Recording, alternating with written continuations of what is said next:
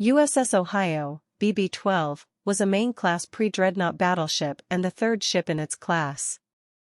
Commissioned in October 1904, the ship was armed with four 12-inch guns and had a top speed of 18 knots.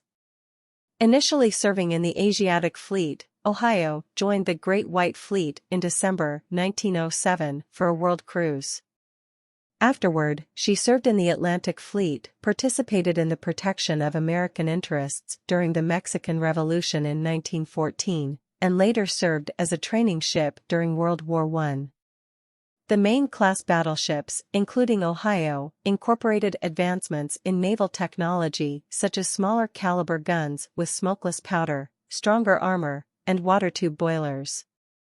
Ohio measured 393 feet 11 inches in length, had a beam of 72 feet 3 inches, and displaced around 13,700 long tons at full load.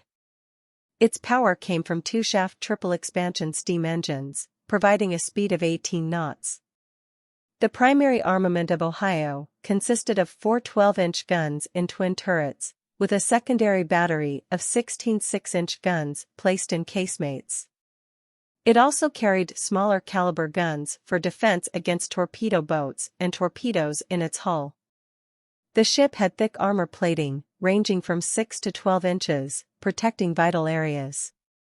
Ohio's service history included deployments to the Philippines, participation in the Great White Fleet's world cruise, and routine training in the Atlantic Fleet. During World War I, she was recommissioned for training purposes and engaged in gunnery practice. After the war, Ohio was placed in reserve and utilized as a control vessel for experiments, including remote-controlled target ship tests and bombing exercises.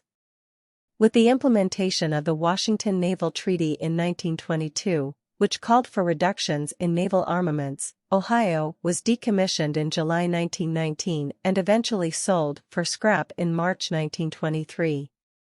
Overall, USS Ohio had a significant role in the United States Navy during its service period, from participating in international displays of naval power to fulfilling training and protective duties. Its eventual decommissioning reflected the changing naval landscape and the need to adhere to disarmament agreements.